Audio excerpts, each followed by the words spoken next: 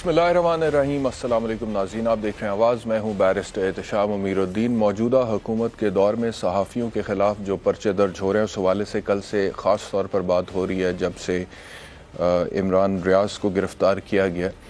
इससे पहले कि मैं इस पर आऊँ कि मौजूदा हुकूमत के दौर में क्या हो रहा है और क्यों हो रहा है और क्या ठीक हो रहा है या नहीं ठीक हो रहा, इस पर बात करूँ। लेकिन जो लोग इस वक्त तनकीद कर रहे हैं इन मामलात पर, उनके दौरे हुकूमत में अब से थोड़ी देर पहले सहाफ़ियों के साथ क्या कुछ होता रहा है, उस पर भी थोड़ी सी बात कर लेते हैं और फिर इसको जोड़ते हैं आज की सिचुएशन के साथ। सबसे पहले आपको दिखाते हैं कि इमरान के दौरे हुकूमत में जबकि वो प्राइम मिनिस्टर थे, जो कि आज जमहूरियत की बात करते हैं, आज वो कहते हैं कि क्या इस मुल्क में मार्शल लॉ का नफाज हो चुका है, क्या फंडामेंटल राइट सस्पेंडेड है। लेकिन जब खुद प्राइम मिनिस्टर थे तो सहाफ़ियों के साथ क्या होता रहा, इसमें सिर्फ एक हामिद मीर साहब को की झलक जो आपको नज़र आएगी वो इमरान खान साहब के दौर से पहले की है जब उन्हें गोलियां लगी थी। लेकिन इमरान खान साहब के दौरे हुकूमत में भी हामिद मीर ऑफ एयर हुए और बाकी जितने भी सहाफ़ियों पर तशद्दुद हुआ इमरान खान साहब के दौरे हुकूमत में, एक झलक ज़रा देख लें। तो इसमें आप देख रहे थे अबसार आलम साहब को गोली लगी थी, मतीउल्लाह जान अगवा हुए थे, तशद्दुद का निशाना बनाया गया था, असद तूर को तशद्दुद का निशाना बनाया गया, मोहसिन बेग को तशद्दुद का निशाना बनाया गया। जिस तरह से FIR मोहसिन बेग पर हुई थी उस टाइम पर मैं बात करता रहा था और बाकायदा तौर पर मैंने तो उस वक्त अपील की थी इमरान खान साहब से, जब वो एडवोकेट जनरल इस्लामाबाद को बुलाकर ज़ाती तौर पर खुद मिल रहे थे, इंस्ट्रक्शंस दे रहे थे। और मैं ये कह रहा था कि अगर आप इस हद तक पर्सनल हो जाएंगे being the chief executive of this country किसी एक बंदे के खिलाफ, तो फिर उसको तो इंसाफ मिलना मुश्किल हो जाएगा ना इस मुल्क में। और फिर वो जो पैका 2022 का जहन था, मेरी तो पाकिस्तान तहरीक इंसाफ के साथ ज़ाती तौर पर जो ताल्लुकात ख़राब हुए और ख़ास तौर पर फवाद चौधरी के साथ जो मेरे ताल्लुकात ख़राब हुए और लड़ाई हुई, वो पैका 2022 पर हुई थी, जब मैंने कह रहा था कि ये एक बिल्कुल ड्रैकोनियन किस्म का लॉ और तरमीम आप इंट्रोड्यूस करा रहे हैं। और सिर्फ मैं नहीं कह रहा हूँ, ये इस्लामाबाद हाई कोर्ट के चीफ जस्टिस कह रहे हैं, ये सहाफ़ियों की तंजीमें कह रही हैं, ये बार काउंसिल्स कह रही हैं और फिर साथ मैं भी कह रहा हूँ कि ये गलत है। तो फवाद चौधरी साहब क्योंकि उस वक्त इंफॉर्मेशन मिनिस्टर थे और जब आप हुकूमत में होते हैं तो आपको तनकीद बहुत बुरी लगती है, फिर आप कहते हैं कि जो बंदा हमारे खिलाफ बोल रहा है, ज़बान दराजी कर रहा है, तनकीद कर रहा है, वो सही है या गलत है, उससे हमें कोई फर्क नहीं पड़ता, ये बोल क्यों रहा है, इसका मुंह बंद करो, इसकी ज़बान बंद करो। और इसी स्पिरिट के साथ आगे चला जाता है। और उस टाइम पे उन्होंने क्या कहा था वो मैं आपको सुनवाता हूं, लेकिन कुछ शॉट्स मैंने निकाले। असद तूर के ऊपर जब तशद्दुद हुआ था तो अली मोहम्मद खान साहब ने फ्लोर ऑफ द हाउस पर क्या कहा था, क्योंकि आज इमरान रियाज के ऊपर इल्ज़ाम बुनियादी तौर पर यह है कि उन्होंने इदारों के खिलाफ ज़बान दराजी की है और उनको नुकसान पहुंचाया है और उनके इमेज को भी नुकसान पहुंचाया और बेहुदा इल्जामात लगाए। ये FIR का मतन है। मैं थोड़ी देर में FIR पर भी आता हूँ, FIR के हवाले से बात करता हूँ। मलिक अहमद खान का जो स्टेटमेंट है इमरान रियाज के बारे में, उसमें किस हद तक वो दुरुस्त है वो भी बात करता हूँ। लेकिन ये ज़रा सुन लें कि क्या था जब तूर को फेंटी लगी थी तो अली मोहम्मद खान ने क्या कहा था फ्लोर ऑफ द हाउस पे। असद तूर साहब के साथ जो हुआ है वो एक वर्किंग जर्नलिस्ट है, बुरा हुआ है जिसने भी किया है, लेकिन यहाँ पे एक ट्रेंड बन गया है। अगर आपने कोई बड़ा साफी बनना है, आपने कोई बहुत बड़ा अपना नाम बनाना है कि आपकी एक्नॉलेजमेंट हो पाकिस्तान से बाहर भी, अमेरिका और UK और इन मुल्कों में, तो आसान सा काम है, स्टार्ट बैशिंग योर मिलिट्री। तो ये कह रहे थे अली मोहम्मद खान साहब कि अगर आपने ये ट्रेंड बन गया कि बड़ा सहाफ़ी बनना है, बाहर के मुल्कों में नाम बनाना है, आप चाहते हैं कि एमनेस्टी इंटरनेशनल आपका नोटिस ले ले, तो आप अपनी मिलिट्री यानी कि अपनी फ़ौज के ख़िलाफ़ बात करना शुरू कर दें। तो ये हुकूमत में होते हुए इनके ख़यालात थे। फिर फवाद चौधरी तो एक स्टेप आगे चले गए, सहाफ़ियों को जितनी मतलब कि एक तज़हीक के साथ PTI का एक बन गया था स्टाइल के, जी वो ट्रीट करते थे, देखते थे जैसे पता नहीं ये कौन लोग हैं और बैठते हैं बातें करते हैं और इनकी औकात क्या है, इनकी हैसियत क्या है, इस तरह का कुछ उनका रवैया होता था। तो वो कहते, फवाद चौधरी साहब ने बाकायदा तौर पे BBC पे इंटरव्यू देते हुए ये कहा था कि ये इस वजह से यहाँ पर इस तरह की बातें करते हैं और एजेंसियों के नाम ले लेते हैं क्योंकि इनको इमिग्रेशन चाहिए होती है बाहर के मुल्क की। कोई सहाफ़ी इस तरह का बेगैरत नहीं है इस मुल्क में अगर वो प्रॉपर सहाफ़ी है। मैं फ्रॉडियों की या बहरूपियों की बात नहीं कर रहा, अगर वो प्रॉपर सहाफ़ी है तो किसी बाहर के मुल्क की इमिग्रेशन लेने के लिए अपनी फ़ौज को, अपनी एजेंसी पर झूठे इल्ज़ाम नहीं लगाएगा। लेकिन फवाद चौधरी क्या कह रहे हैं सुने। फिर शेख रशीद ने क्या कहा था जब असद तूर को फेंटी पड़ी थी, तो शेख रशीद ने कहा था कि एजेंसियों को बिलावजह बदनाम करने की कोशिश की जा रही है, ये भी सुने। پھر پیکا 2022 جو ترامیم آئی تھیں، میں وہ واحد بندہ تھا میرے خیال میں الیکٹرانک میڈیا میں جس نے یہ سمجھانے کی کوشش کی تھی کہ بھائی اس کا یہ جو کہہ رہے ہیں نا کہ سوشل میڈیا کو کنٹرول کرنا ہے، خان صاحب آرگیومنٹ دیتے ہیں کہ چائلڈ پورنوگرافی بڑی بڑھ گئی ہے، اس وجہ سے ہم یہ ترامیم لے کر آ رہے ہیں. ان ترامیم کا چائلڈ پورنوگرافی سے تو دور دور تک کوئی تعلق ہی نہیں ہے. یہ تو صرف اس کا مطلب یہ کر کیا رہے ہیں کہ پیکا 2016 کا اطلاق پہلے صرف سوشل میڈیا پر ہوتا تھا، اب وہ ہم پر یعنی کہ مین سٹریم میڈیا پر اس کا اطلاق کرنے جا رہے ہیں. مین سٹریم میڈیا جو کہ آلریڈی ریگولیٹڈ ہے بائی پیمرا، اور اگر ہم اتنی سی کوئی بات ادھر سے ادھر کرتے ہیں ٹھک کر کے پیمرا کا نوٹس آتا ہے. ابھی اس دن ایک نوٹس آیا میرے شو میں، بہرحال وہ کیا ہے وہ ایک علیحدہ بحث ہے، لیکن ہم آلریڈی ریگولیٹڈ ہیں بائی پاکستان بائی پیمرا. تو پھر ہمیں پیکا 2022 کے انڈر کیوں کیا جا رہا ہے؟ تو فواد چودھری سے جب یہ کہا گیا کہ جی یہ کیا قانون ہے کہ جس کے اندر آپ کہتے ہیں کہ 6 مہینے تک ضمانت نہیں ہوگی اور فوری طور پر اریسٹ ہوگا وارنٹ کے صحافی کوئی بھی مین سٹریم میڈیا کا، کیونکہ وہ آپ کی حکومت کے خلاف بات کر دے اور آپ کو لگے وہ فیک نیوز ہے، چاہے وہ ہے یا نہیں ہے، تو 6 مہینے تک ضمانت ہی نہیں ہو سکتی ہے. تو انہوں نے بڑے آرام سے کہا، انہوں نے کہا جی ٹھیک ہے 6 مہینے بعد وہ باہر آ جائے گا. تو یہ ان کا تب سینٹیمنٹ تھا. ذرا دیکھو کتنا کمال کا آرگیومنٹ دیا تھا فواد چودھری صاحب نے. انہوں نے کہا کہ 12 سال تک وہ قانون کا نظام جس کو انہوں نے ٹھیک کرنا تھا، تحریک انصاف ان کا نام تھا، اور اس میں ذرا سی بھی کوئی امپروومنٹ نہیں آئی ہے، اور جتنا ستیاناس پہلے تھا اتنا ہی ستیاناس رہا ہے.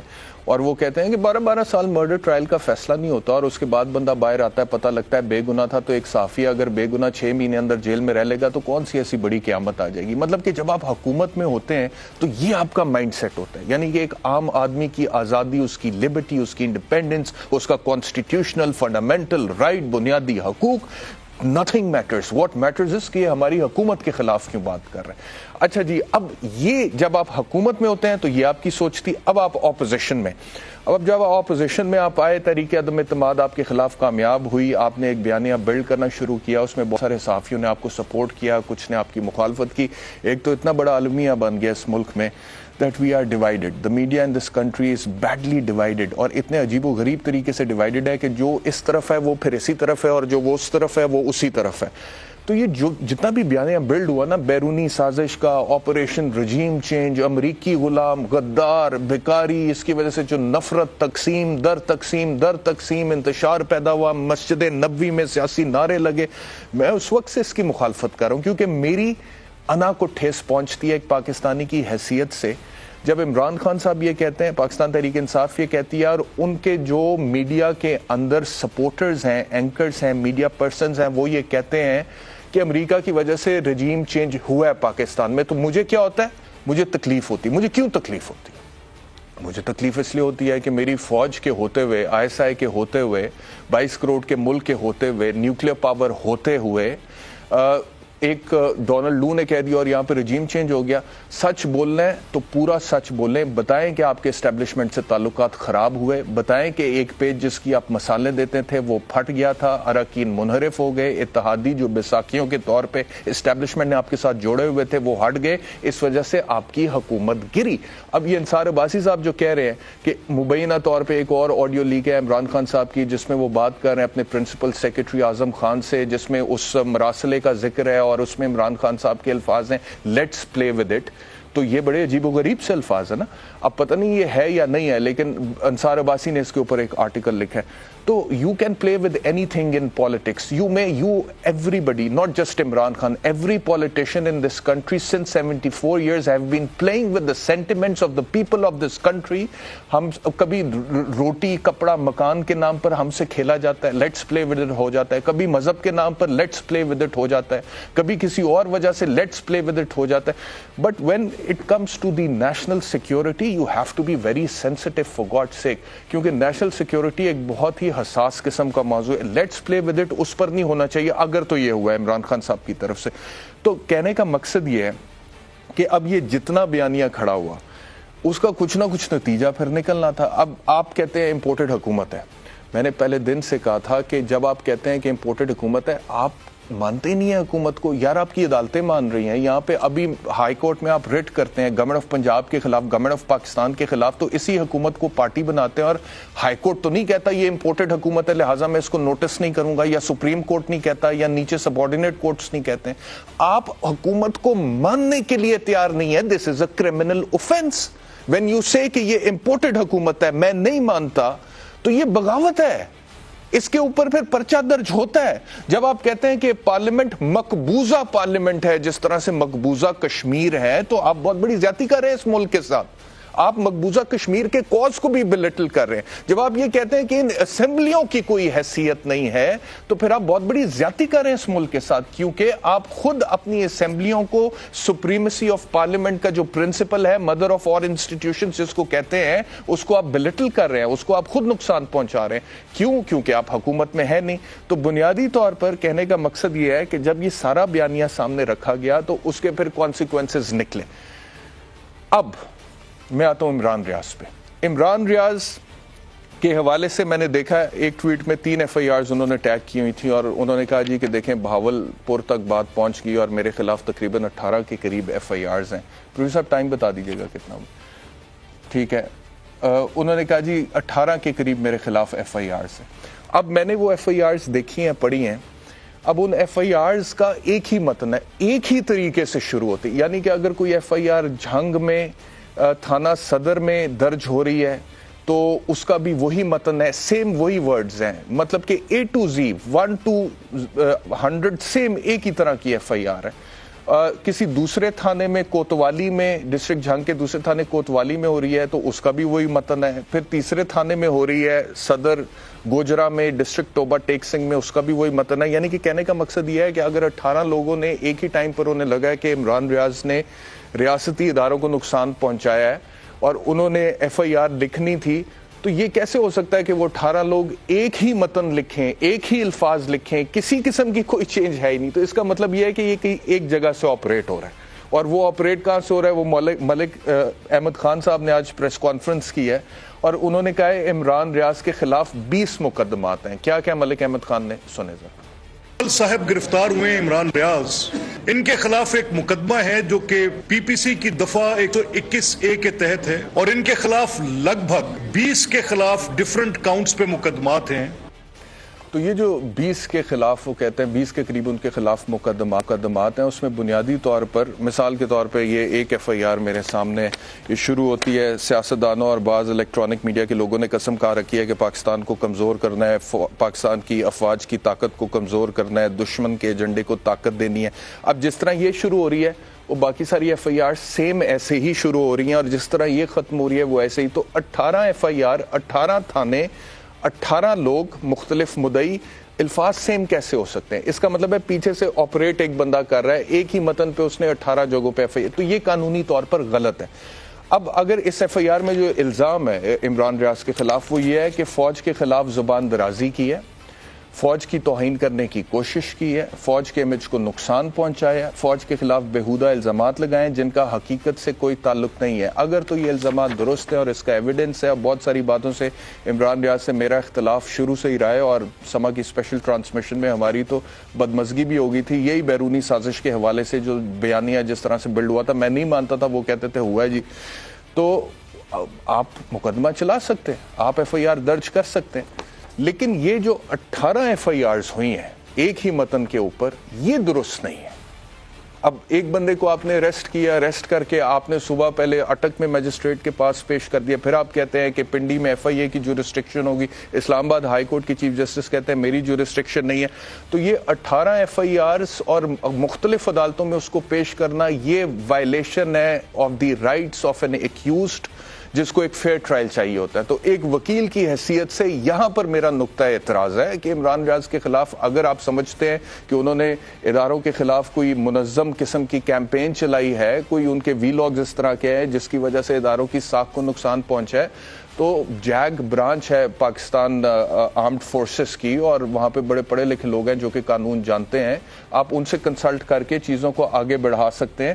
لیکن یہ abuse of process of law ہے. پتہ لگ رہا ہے کہ جی 18 جگہوں پہ مختلف طریقوں سے اس کو جو ہے ایک ہی FIR کو لانچ کیا گیا ہے, اور ایک انسیڈنٹ پہ ایک ہی ایف آئی آر ہو سکتی ہے اور ایک ہی ٹرائل ہو سکتا ہے. تو یہ کرمنل لا میں ایکیوزڈ کے جو رائٹس ہیں اس کی وائلیشن ہے. لیکن ہم تو یہاں پر یہ بات ابھی بھی کر دیں گے, لیکن خدا نہ خواستہ ہم پر کبھی برا وقت آیا نا, تو جو لوگ ہمیں سمجھتے ہیں کہ ہم ان کے نظریے کے ساتھ نہیں ہاں میں ہاں ملاتے ہیں, ان میں یہ ہر کسی میں ہمت نہیں ہوتی ہے اس طرح سے یہ بات کرنے کی. بہرحال ایک بریک لینی ہے, بریک کے بعد واپس آتے رومی صاحب ہمارے ساتھ ہوں.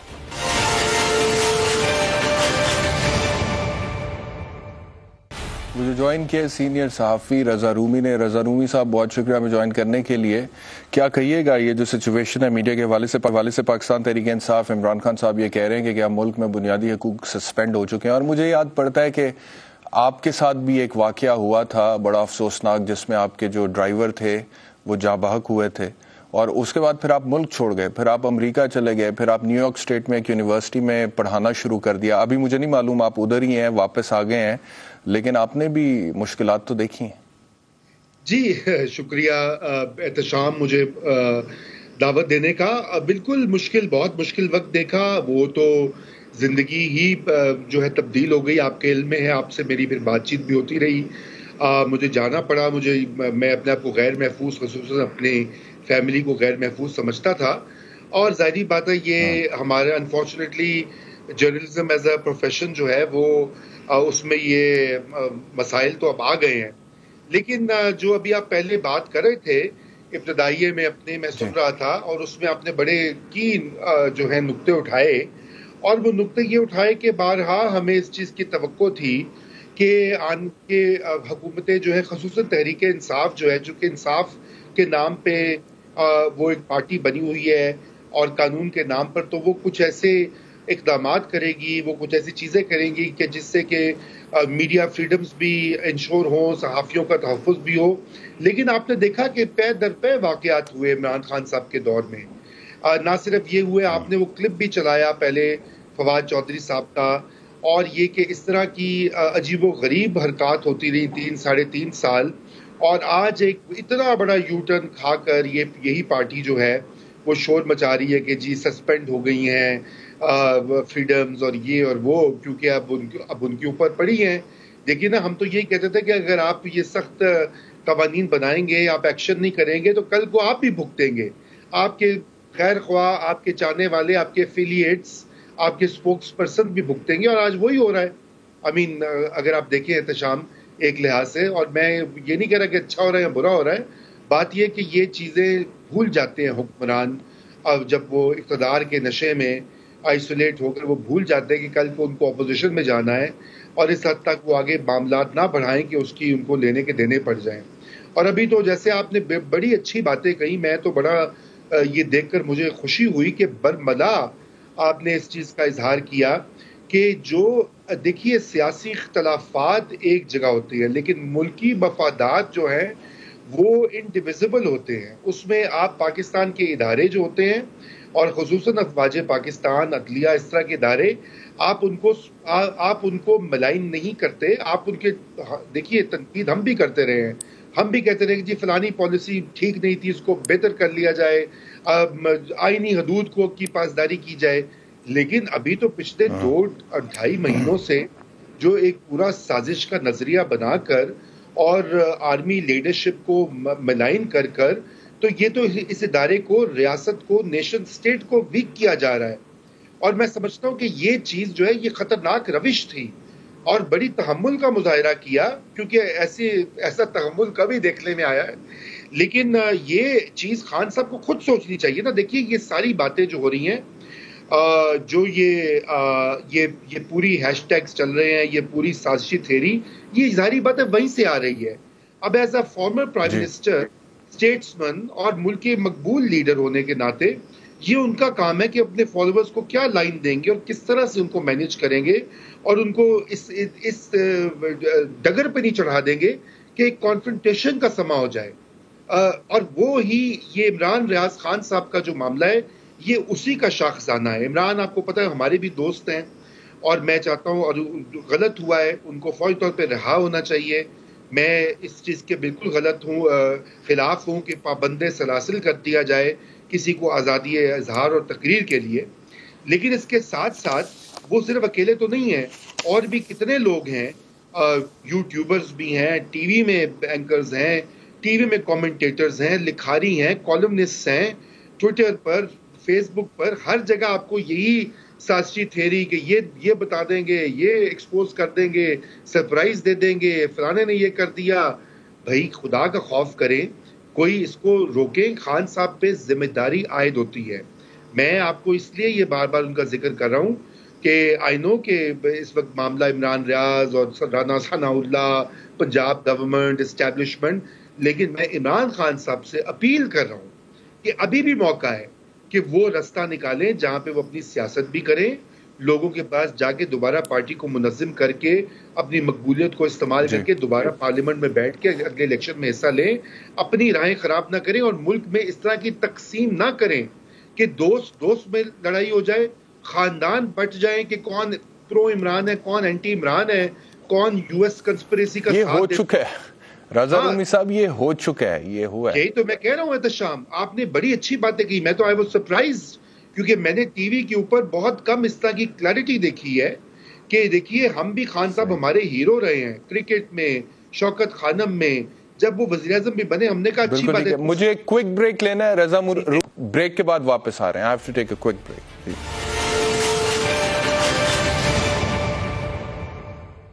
Welcome back to Awaz. مجھے جوائن کر لیا پاکستان کے مایہ ناز قانون دان بیرسٹر اعتزاز احسن نے, ان سے بھی رہنمائی میں نکل لیتے ہیں تھوڑی سی. But before I go to the next topic اور پالیٹکس پہ اعتزاز صاحب سے بھی بات کروں, ایک سوال میں اس حوالے سے کرنا چاہتا ہوں. اعتزاز صاحب یہ جو ابھی لیٹلی اریسٹ ہوا ہے عمران ریاض خان صاحب کا, ان کا جو بھی نظریہ ہے, بیانیہ, ان کا رائٹ ہے, ایک صحافی کی حیثیت سے وہ رکھ سکتے ہیں, اور تقریباً ان کا جتنا بھی بیانیہ تھا اس سے مجھے 100% نظریاتی طور پہ اختلاف تھا. بیرونی سازش کا, آپریشن رجیم چینج کا, امریکی غلام جیسی اصطلاح کا استعمال کرنا کسی بھی پاکستانی کے حوالے سے, کسی کو غدار کہنا, کسی کو بھکاری کہنا, مجھے لگتا ہے نفرت, تقسیم, انتشار جو ہے اس سے پیدا ہوتا ہے معاشرے کے اندر. اور پھر حکومت کو کہنا کہ ہم مانتے ہی نہیں ہیں. میں ابھی کہہ رہا تھا کہ ہم عدالت میں جاتے ہیں, پٹیشن دائر کرتے ہیں, تو گورنمنٹ کو, پنجاب گورنمنٹ کو, فیڈرل گورنمنٹ کو پارٹی بناتے ہیں, تو کورٹ نوٹس کرتی ہے, تو اس کا مطلب ہے کورٹ بھی مان رہی ہے حکومت کو, تو کم از کم حکومت کو ماننا تو پڑے گا نا آپ کو. تو پھر مقبوضہ پارلیمنٹ اپنی پارلیمنٹ کو کہہ دینا, پھر کہنا کہ ان اسمبلیوں کی کوئی حیثیت نہیں ہے. تو مجھے سارے بیانیے سے تو اختلاف ہے, لیکن اس کے باوجود اگر ایک شخص کے اوپر کاروائی ہوتی ہے قانونی طور پہ, تو right to a fair trial تو ہر ملزم کا حق ہے. ایک ہی انسیڈنٹ کے اوپر 18 ایف آئی آرز کا ایک ہی متن ایک ہی طریقے سے شروع ہوتی ہے, ایک ہی طریقے سے ختم ہوتی ہے, ایک ایک جملہ, ایک ایک لفظ سیم وہی ہے, یعنی کہ وہ ایک ہی جگہ سے آپریٹ ہو رہی ہیں. اور ملک احمد خان صاحب نے آج اس حوالے سے پریس کانفرنس بھی کی ہے, تو اس کے اوپر تھوڑی روشنی ڈالیے گا کہ اگر کسی کے اوپر الزام ہے کہ اس نے اداروں کے خلاف زبان درازی کی ہے, توہین کرنے کی کوشش کی ہے, ان کے امیج کو نقصان پہنچایا ہے, یا پھر بیہودہ الزامات لگائے جن کا حقیقت سے کوئی تعلق نہیں ہے, and even if he has to be tried, he must be tried in a fair manner in accordance with law. جی بالکل آپ درست کہہ رہے ہیں, اور پرائم منسٹر کو اس میں انٹروین کرنا چاہیے. صرف ہمدردی نہیں, اس کا اظہار نہیں کرنا چاہیے. He should intervene to ensure کہ یہ فیئر ٹرائل ملتا ہے, and he should intervene to find out کہ کس نے بدسلوکی کی ہے یاز امیر کے ساتھ. یہ دو واقعات تو ابھی ہو گئے ہیں نا, اس سے پہلے واقعات ابصار عالم کے بھی ہوئے ہیں, اور باقی بڑے صحافیوں کے, وہ متی اللہ جان کے ساتھ بھی ہوئی ہے. یہ اب جو گورنمنٹ ہے, جو بڑے دعوے اور نعرے لگا کے جو وزیر اعظم بنے ہیں, ان کو چاہیے کہ یہ کریں. اور اس سے جو, کیونکہ یہ ڈیسیژن ساری زیادہ تر ان کے دائرے میں آتی ہیں, یہ اس قسم کی وزیر داخلہ جو رانا ثناء اللہ ہے, تو رانا ثناء اللہ کو اس میں سختی سے ایکشن لینا چاہیے, سختی سے ان کو پرسو کرنا چاہیے, جو بھی ذمہ دار ہیں, جو بھی ملزم ہیں, جو بھی مجرمان ہیں اس میں. اور اس سے اتحاد میں بھی بڑی ٹینشن بڑھیں گی, کیونکہ معاملہ سارا کا سارا جہاں ان کے دائرہ کار اور ان کے تسلط کے تحت ہے رانا ثناء اللہ کے، لیکن سارا اتحاد اس سے، ساری جماعتیں اس سے جو اتحاد میں ہیں وہ بدنام ہوں گی، اور ایسی چیزیں تو ہم نے نہیں کی۔ ہاں، ان میں یہ آپ نے درست کہا کہ اب ایک دوسرے کو کہنا کہ گورنمنٹ کو ریکگنائز نہیں کرتے، یہ بھی دراصل شروع کیا تھا نواز شریف صاحب جب وہ چیف منسٹر تھے اور پہلی مرتبہ پرائم منسٹر بی بی شہید ہوئی تھی، تو آپ کو یاد ہوگا کہ پرائم منسٹر جب بھی لاہور جاتی تھی تو یہ ریسیو کرنے تک نہیں آتے تھے، بلکہ لاہور چھوڑ کے باہر چلے جاتے تھے، اور وہ تسلیم وہ بھی اس طرح نہیں کرتے تھے، اور سیکیورٹی رسک کو یہ وہ کہتے تھے۔ یہ روایت پرانی ہے، بٹ اس وقت ہم سمجھتے ہیں کہ یہ فریش اور بڑے شہباز اسپیڈ والے وزیر اعظم آئے ہیں، تو بجائے یہ کہ اس سے سارے اتحاد کی ساری جماعتوں پہ ایک ذمہ داری بھی آئے اور ان کی بدنامی بھی ہو، ان کو پورے ایفیکٹو سٹیپس لینے چاہیے۔ بالکل ٹھیک ہے۔ اعتزاز صاحب یہ بتائیے گا کہ ایک طرف تو یہ گورنمنٹ کہہ رہی ہے کہ جی فواد چودھری کا آج کا سٹیٹمنٹ یہ تھا کہ ہم گرینڈ ڈائیلاگ کرنے کے لیے تیار ہیں، دوسری طرف یہ کہتے ہیں کہ یہ امپورٹڈ گورنمنٹ ہے، ہم اس کو مانتے نہیں ہیں، اس پارلیمنٹ کی کوئی حیثیت نہیں ہے، مقبوضہ پارلیمنٹ ہے، اسمبلیوں کی کوئی حیثیت ہی نہیں ہے۔ تیسری طرف وہ کہتے ہیں کہ الیکشنز کی ڈیٹ اناؤنس کر دیں تو پھر ہم گرینڈ ڈائیلاگ کر لیں گے۔ تو آپ کو پی ٹی آئی کے رینکس میں کنفیوژن نظر آ رہی ہے، اینڈ وین دے سے کہ یہ امپورٹڈ گورنمنٹ ہے، ہم اس کو مانتے ہی نہیں ہیں۔ آپ کے خیال میں سیاسی طور پہ، نظریاتی طور پہ، قانونی طور پہ، اخلاقی طور پہ جو بھی طریقے عدم اعتماد کے محرکات ہیں وہ اسٹیبلشمنٹ کے ساتھ ایک پیج پھٹا اراکین منحرف ہو گئے، ان تمام باتوں کے باوجود یہ کہنا کہ ہم مانتے ہی نہیں ہیں، یہ سٹیٹمنٹ درست ہے؟ یہ درست نہیں ہے۔ ٹھیک۔ اور چاہے یہ جس طرح میں نے کہا کہ نواز شریف 1988 اور 1990 کی دہائی میں یہ رویہ رکھتے ہوں، یا آج عمران خان اور پی ٹی آئی رکھتے ہوں، یہ بالکل غلط ہے۔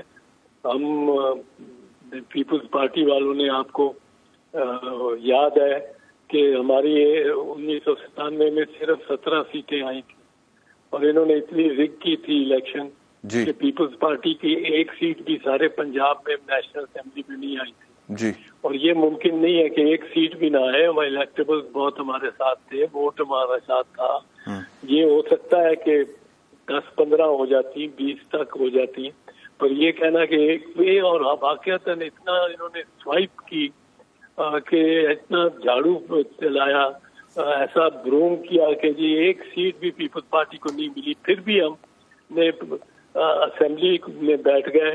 ہم نے کہا کہ ہم تھوڑی سی تعداد میں بھی ہم opposition floor of the house سے کریں گے، جو کہ ایک میرے خیال میں کوتاہی ہو گئی ہے عمران خان سے، پر یہ ان کی پارٹی کا فیصلہ یا ڈیسیژن ہے، اس پہ میں کیا کہہ سکتا ہوں۔ پر اب یہ پی ٹی آئی اور پیپل اور مسلم لیگ نواز میں اس قسم کے ڈائیلاگ چل رہے ہیں، جس طرح مریم بی بی کہتی تھی جب پی ٹی آئی کی گورنمنٹ تھی، وہ بھی تسلیم کرنے کو نہیں تھی تیار۔ ان کی تقریریں اس وقت کی آپ پڑھ لیں، ابھی تو 3 مہینے کی تقریروں بیچ میں خاموش نہیں تھی بہت، اور وہ بھی یہی کہتی تھی کہ اس کو تسلیم نہیں کیا جا سکتا، یہ وہ۔ اور باقی بھی ان کے جو ہارڈ لائنرز تھے پارٹی میں، جو مریم نواز کے مطلب ہے بالکل ٹھیک کہ کیمپ میں تھے، سو کالڈ کیمپ، وہ بھی یہی باتیں، ایسی باتیں کرتے تھے۔ تو ڈائیلاگ کو بڑا لوور لیول پہ آنا چاہیے، جس طرح کی تقریر پیپلز پارٹی کی لیڈرشپ کرتی ہے۔ بالکل ٹھیک، چیئرمین بلاول۔ بالکل ٹھیک۔ اعتزاز صاحب بہت شکریہ ہمیں جوائن کرنے کے لیے۔ رضا رومی صاحب، آپ کی طرف مجھے یہ بتائیے گا، میں خواجہ آصف صاحب کا شارٹ آپ کو سنوا دیتا ہوں جس میں وہ کچھ عمران خان صاحب کے حوالے سے بات کر رہے ہیں کہ قانونی طور پہ یہ گرفت میں آئیں گے۔ اس کے بعد گرینڈ ڈائلاگ کے حوالے سے جو اسٹیٹمنٹ آج کا اس پہ بات کرتے ہیں، بتائیے۔ یہ شخص جو ہے قانون کا دائرہ جو ہے اس کے ارد گرد تنگ ہو رہا ہے.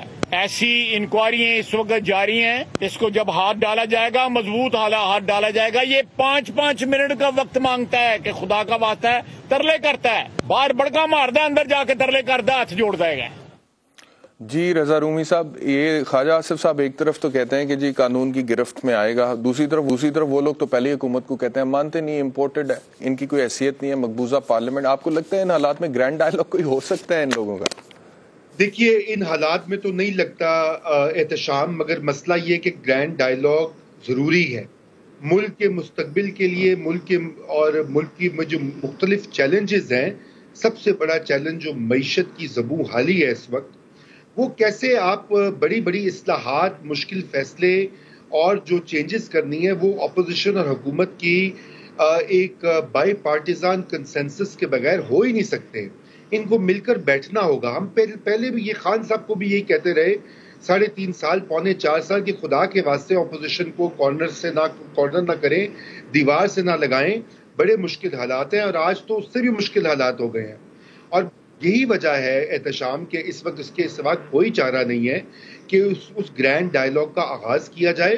اس میں معیشت بھی ہے، انتخابی اصلاحات بھی ہیں اور کئی ایسے سول سروس کے معاملات ہیں.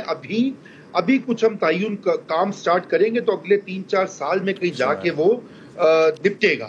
لیکن اگر یہ اتنی پولرائزیشن رہے گی جس کا آپ تذکرہ کر رہے تھے اپنے شو کے آغاز میں، کہ جہاں پہ ایک ملک میں ایک تقسیم آ گئی ہے، پارلیمان میں، سیاست کے میدان میں، گھروں میں، ٹی وی میں، یوٹیوب میں، تو بات یہ کہ وہاں پہ آپ کیسے کنسنسس بنائیں گے کہ پاکستان کی ڈائریکشن کیا ہونی چاہیے. تو یہ ایک سیریس چیلنج ہے اس وقت. جی بہت شکریہ رضا رومی صاحب ہمیں جوائن کرنے کے لیے. آگے بڑھتے ہیں. اگلی سٹوری ہماری جو اجلاس ہوا ہے پارلیمانی کمیٹی کا برائے قومی سلامتی، اس میں عسکری قیادت کی طرف سے بریفنگ دی گئی ہے کالعدم تحریک طالبان پاکستان کے ساتھ جو مذاکرات ہو رہے ہیں اس کے حوالے سے، اور باضابطہ طور پر منظوری دے دی گئی ہے کہ بات چیت کو آگے بڑھایا جائے. تو بات چیت ہو کیا رہی ہے، ان کے مطالبات کیا ہیں؟ اور کچھ مطالبات تو مجھے لگتا ہے کہ بڑا مشکل ہے ہمارے لیے ماننا، کیونکہ وہ آئینی حدود سے باہر نکل جاتے ہیں، تجاوز کر جاتے ہیں. ہمیں جوائن کیا ہے سما نیوز کی سینئر کورسپونڈنٹ سمیرہ خان صاحبہ نے. سمیرہ بہت شکریہ ہمیں جوائن کرنے کے لیے. سمیرہ آپ کی تو بڑی گہری نظر ہے افغانستان پر اور پاک افغان ریلیشنز پر، اور آپ تو یہ جب انخلا ہو رہا تھا وہاں پر پہنچ بھی گئی تھیں اور پیچھے فائرنگ ہم نے ہوتی ہوئی دیکھی اور آگے آپ رپورٹنگ کر رہی ہوتی تھیں بڑی دلیری کے ساتھ. تو ہمیں ذرا تھوڑا سا اپڈیٹ کیجیے گا کہ اس وقت ان مذاکرات کی کیا سٹیج ہے، اور بنیادی طور پہ کون سے ایسے مطالبات ہیں جو کہ مانے جا سکتے ہیں اور کون سے ایسے ہیں جو کہ نہیں مانے جا سکتے. بہت شکریہ احتشام. اور ڈائلاگ یقیناً ایک بہت اس وقت سینسٹیو ایک پروسیس ہے جو کہ ہو رہا ہے، اور ایک اگر دہشت گرد تنظیم کے ساتھ ہو، پھر تحریک طالبان پاکستان کے ساتھ ہو، تو یقیناً پھر وہ کسی بھی قسم کی غیر سنجیدگی یا اس کو ہم معمولی نوعیت کا حامل نہیں قرار دے سکتے. اس وقت ان کے ساتھ مذاکرات ہو رہے ہیں. کل پارلیمانی قومی سلامتی کمیٹی میں بھی جو اعلیٰ عسکری قیادت ہے انہوں نے بریفنگ دی ہے اس میں، اور اس میں تمام تر یقین دہانی کروائی گئی ہے. جو ایک سیاسی جو کمیٹی تشکیل دی گئی تھی ان کو بھی یہ کہا گیا ہے کہ تمام تر فیصلے جو ہوں گے وہ پارلیمانی کمیٹی کے سامنے رکھے جائیں گے جو کہ تشکیل دی گئی ہے، جس میں تمام سیاسی جماعتوں کے نمائندگان موجود ہیں. اب ذرائع ہمارے یہ کہتے ہیں کہ اس میں محسن داوڑ کی جانب سے سوال اٹھایا گیا تھا کہ کیا ایمنیسٹی دی جا رہی ہے طالبان TTP کمانڈرز کو. اس پر بھی ان کو کہا گیا کہ ایسا کسی قسم کا کوئی آئیڈیا جو ہے وہ زیر غور نہیں ہے. اس کے علاوہ جو کاروائیاں ہو رہی تھی مختلف علاقوں میں ٹرائبل ایریا کے، اس کی طرف سوالات اٹھائے گئے تھے. خیر وہ تو ایک لمبی تفصیل ہو جائے گی کیونکہ کافی دیر کی ان کیمرہ بریفنگ تھی. میرا خیال ہے کہ اس کے اوپر زیادہ ایک چیٹم ہاؤس رول ہوتا ہے، اس کے اوپر زیادہ بات کرنا شاید مناسب نہیں ہو کیونکہ بہت حساس معلومات ہیں. مگر یہ ضرور ہے کہ پاکستان کی اس وقت فوجی قیادت، عسکری قیادت جو ہے، انہوں نے پاکستان کی تمام تر سیاسی جماعتوں کو یہ یقین ضرور دلایا ہے کہ مذاکرات جو ہیں وہ تمام تر پاکستان کی آئینی حدود میں رہتے ہوئے کیے جا رہے ہیں، اور وہی کیا جائے گا جو پاکستان کے لیے in a longer term, in the larger interest of nation جو ہے وہ بہتر ہو. اچھا، اب جو مطالبات کچھ میرے سامنے آ رہے ہیں، کالعدم تحریک طالبان پاکستان کا ایک مطالبہ یہ بھی رکھا گیا کہ قبائلی علاقے جو پہلے ہوتے تھے اور اب وہ KPK میں ضم ہو چکے ہیں، اس انضمام کو ختم کیا جائے. اب یہ تو میرا خیال ہے کہ اس چیز کے اوپر تو ہم واپس نہیں جا سکتے ہیں اور یہ آئینی حدود سے باہر ہے. دوسرا پھر ایک مطالبہ ان کا یہ تھا کہ جتنا جانی اور مالی نقصان ہوا ہے اس کا ازالہ کیا جائے، گرفتار رہنماؤں اور جنگجوؤں کے خلاف مقدمات کا خاتمہ اور رہائی ہو. تو یہ جو مطالبات ہیں اس حوالے سے کیا آپ کے پاس خبریں ہیں کہ اگر آئینی حدود سے باہر نکلتے ہیں تو پھر کیا یہ مذاکرات ڈیڈ لاک کا شکار نہیں ہو جائیں گے؟ احتشام بالکل ہوں گے، ڈیڈ لاک کا شکار ہوں گے، اور ظاہر ہے جو ٹیمز اس وقت مذاکرات کر رہی ہیں ان میں سے کئی مرتبہ آپ نے دیکھا ہوگا جیسے علماء کا ایک وفد جانا تھا غالباً 2 سے 3 ہفتے قبل، وہ نہیں جا سکا مفتی تقی عثمانی کے اپروول سے تمام تر معاملات طے پائے تھے. اس سے پہلے ٹرائبل ایلڈرز جو ہمارے قبائلی مشران جن کو کہتے ہیں ان کا وفد گیا تھا کابل. پھر یہ تمام ہالٹ اس لیے آیا کہ اس جانب سے جب کوئی بہت حد سے گزری ہوئی تجاوز کرتی ہوئی ڈیمانڈز آتی ہیں، جیسے حافظ گل بہادر ایک نام ہے، ان کی جانب سے بھی ایک فریکشن ٹو فریکشن ان کا آپس میں کچھ اختلافات چل رہے تھے. وہ کہ وہ کہتے ہیں کہ ہم الگ ہیں، مگر اس وقت جو ہے وہ تمام تر ان کی جانب سے بھی کچھ ڈیمانڈز میں رکھی گئیں. پھر ان کا یہ کلیم کہ اس وقت جو کارروائیاں ہو رہی ہیں ٹرائبل ایریا میں وہ ہم کر رہے ہیں. تو یہ تمام تر ایک بہت بڑا کینوس ہے، اور یہ کہنا ہم اسلام آباد میں بیٹھ کے، میں کچھ پولیٹیشینز کے اسٹیٹمنٹس بھی دیکھ رہی تھی، میرا مشورہ بھی ہوگا ان کو کہ جو بھی اسٹیٹمنٹ دیں برائے مہربانی وہ ایک کنسرنڈ کوارٹر ہے، فوجی ادارہ ہے جو کہ اس وقت لیڈ کر رہا ہے مذاکرات کو اور ان کی جورسڈکشن ہے، آپ برائے مہربانی کسی قسم کا کوئی احمقانہ بیان نہ دیں کیونکہ تمام تر عمل کو متاثر کر سکتا ہے. We never know. Yes we too some extent know کہ کیا سینسٹیوٹیز ہیں. We hail from that area, we cover that forte as well. I think کہ ان کو تھوڑا سا ایک ریسٹرین رکھنا چاہیے، جو ان کا سبجیکٹ نہیں ہے اس پہ اسٹیٹمنٹس نہیں دینی چاہیے کیونکہ یہی وہ چیزیں ہیں جن سے سیبوٹاج ہوتا ہے سارا عمل. تو یہاں پر قطعاً ایسا نہیں ہے کہ ان کو فری ہینڈ دیا جائے گا، ان کو ایک براڈر کینوس دے دیا جائے گا، ان کو ایک دسترخوان سجا دیا جائے گا، ایسا نہیں ہے.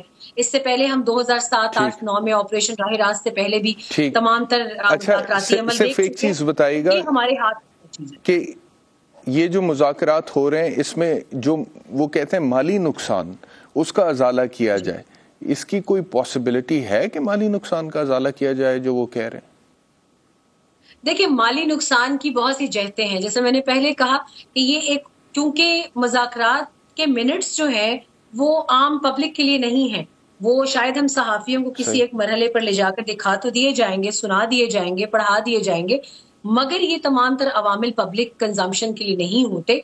مالی معاونت کا وہ یہ مطالبہ ضرور کر رہے ہیں کہ ان کے جو خاندان ان کے ساتھ ٹریول کرتے ہیں یا وہ ایک جگہ سے دوسری جگہ ان کو لوکیٹ کرنا پڑا، پھر ان کی جانیں گئیں، تو اتنا ہی ان کی کارروائیوں میں دوسری جانب افواج پاکستان کے بھی جو ہیں وہ جوان شہید ہوئے ہیں، افسران شہید ہوئے ہیں، بچے شہید ہوئے ہیں. آرمی پبلک اسکول ایک سامنے مثال ہے. اس طرح کی بہت سی کارروائیاں ایز اے سیٹ ارلیئر کی چیزیں آتی ہیں احتشام، اور ان کو پھر فلٹر کیا جاتا ہے. جو ہم مان سکتے ہیں، جو ہم نہیں مان سکتے، اس کے بعد فیصلہ ہوگا کہ آپ کی کیا بات مانی جائے. جیسے فاٹا مرجر ایک بالکل ہی ایسا مطالبہ ہے کہ جس کے اوپر کسی قسم کی کوئی لچک نہیں دکھائی جا سکتی. ایک بڑا عرصہ لگا اس مرجر کو کرنے میں، اور میرا خیال ہے کہ پاکستان پیپلز پارٹی کا جو پچھلا دور تھا 2008 سے 2013 تک کا، اسی کے اندر تو فاٹا ریفارمز اور تمام SCR کی ابالشمنٹ میں کی بات ہوئی. تو اتنی جلدی ان چیزوں کے اوپر کسی قسم کا سرنڈر نہیں ہے، سمجھوتا نہیں. بہت بہت شکریہ سبیرہ خان ہمیں جوائن کریے. بس جاتے جاتے میں وہ جو بات کر رہا تھا شروع میں کہ جب آپ کہتے ہیں نا کسی بھی گورنمنٹ کو، ہو سکتا ہے ذاتی طور پہ مجھے پاکستان مسلم لیگ نواز کی حکومت سے اختلاف ہو سکتا ہے کہ میں میاں شہباز شریف صاحب کی پالیسی سے اتفاق نہ کرتا ہوں، but the fact is that he is in the government right now, he is the prime minister. اور قانون یہ کہتا ہے کہ گورنمنٹ آف دا ڈے کو آپ نے ماننا ہے. You have to surrender before the writ of the government. جب آپ کہتے ہیں کہ امپورٹڈ حکومت ہے، آپ اس کو مانتے ہی نہیں ہیں، تو دراصل آپ قانون کی خلاف ورزی کرتے ہیں. کیا کہتے رہے پاکستان تحریک انصاف کے رہنما، یہ ذرا سن لیں. یہ ایک امپورٹڈ حکومت ہے، یہ اس حکومت کے پاس کوئی اخلاقی جمہوری جواز ہی نہیں ہے. یہ تو ہم ان کو مانتے ہی نہیں ہیں.